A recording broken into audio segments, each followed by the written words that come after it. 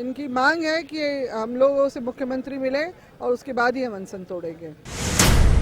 मतलब 2 साल तक इन्होंने अपने वायदे को जुमलेबाजी में बदला और अब पता नहीं शायद 3 साल और निकालेंगे अध्ययन करने के लिए। कि हमारा राज्य है, हमारी बातें चलेंगी यहाँ पर, कोई नाजायज बात लेके यहाँ पर अल्बर्ट टक्का चौक जो हमारे वीर शहीद की जो जगह है वहाँ पर ऐसे लोगों का हम लोग आंदोलन और उनकी मांगों को हम बर्दाश्त नहीं करेंगे।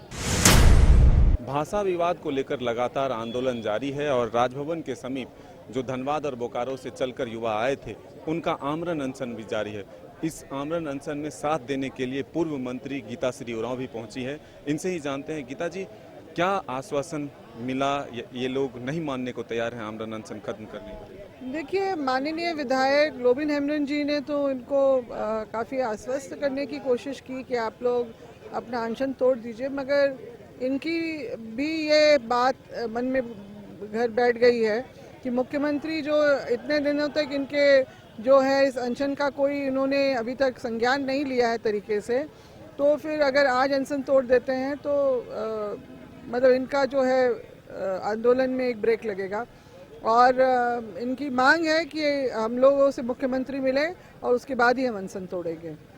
तो भाषा विवाद का जो ये भाषाई अतिक्रमण के खिलाफ जो आंदोलन खड़ा हुआ है वो लगातार बढ़ते जा रहा है और सरकार की भी जो गंभीरता इसमें कहीं से नज़र नहीं आ रही है, क्योंकि इतने लंबे समय से जो है महीनों से जो आंदोलन यहाँ चल रहा है। तो झारखंड के मुख्यमंत्री बिल्कुल हमें किसान आंदोलन की याद आ रही है कि किस तरह से उन्होंने भी बहुत लंबे समय तक चुप्पी साधी थी।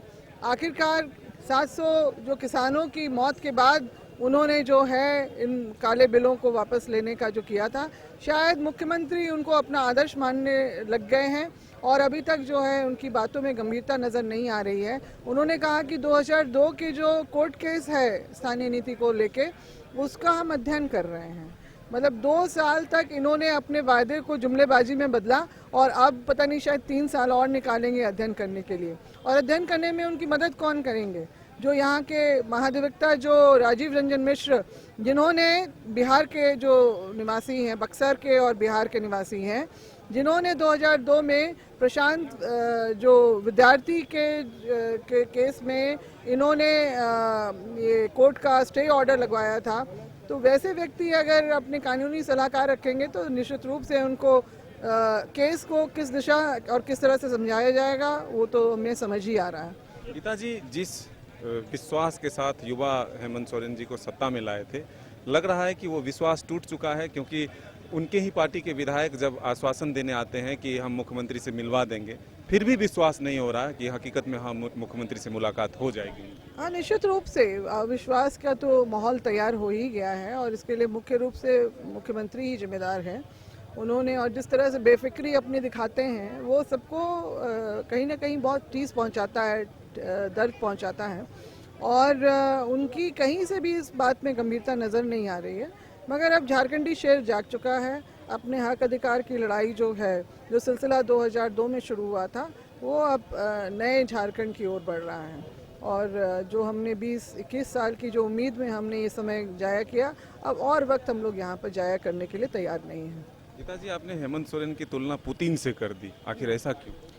निश्चित रूप से पुतिन भी अपना जो है, उन्होंने भी इस बात को, मानवीय संवेदना को उन्होंने परे रखते हुए जो है यूक्रेन पे जो हमला किया जिस तरह से, और वो बिल्कुल बेफिक्र अपने जिद पे अड़े हुए हैं। उनको एक जिद्दी व्यक्ति के रूप में लोग जानते हैं यहाँ पर। और हेमंत जी तो इतने शांत वो दिखते हैं कि उनके मन में क्या चल रहा है या क्या करने वाले हैं इसको था पाना मुश्किल हो जाता है। मगर उन्होंने जो स्पष्ट रूप से अभी जो विधानसभा में जिस तरह से जवाब दिया कि अध्ययन कर रहे हैं हम 2002 का, मतलब इतने दिन के आंदोलन का उनके कोई असर ही नहीं था। अभी यूक्रेन में भी जो आंदोलन हो रहा है, अभी समाचार पत्र में ही छपा था कि जो रूस के भी जो सिपाही हैं, जवान जो जिनको आगे किया गया था हमला करने के लिए, आज वो लोग भी बहुत दुखी हैं क्योंकि निर्दोषों के ऊपर उनको गोली चलानी पड़ रही है। आज हमारे यहाँ निर्दोष व्यक्ति जो हमारे युवा आंदोलनकारी यहाँ पर अनशनरत हैं, उनके प्रति भी जो सरकार की कोई संवेदना हम लोगों को नज़र नहीं आ रही है। तो हम चाहे मोदी हो चाहे पुतिन हो, हम लोगों को हेमंत जी में उनमें कोई नज़र। लेकिन आपको लग रहा है कि एक आग लग चुकी है भाषा का, जिस तरह से कल अल्बर्ट एक्का चौक के समीप जो स्थिति दिखी थी, हजारों की संख्या में अचानक से लोग पहुंचे, चाहे वो आजसू के हो या आदिवासी संगठन के लोग हो या फिर भोजपुरी मगही मंच के लोग हों, एक स्थिति बिगड़ती हुई नहीं नजर आ रही आपको?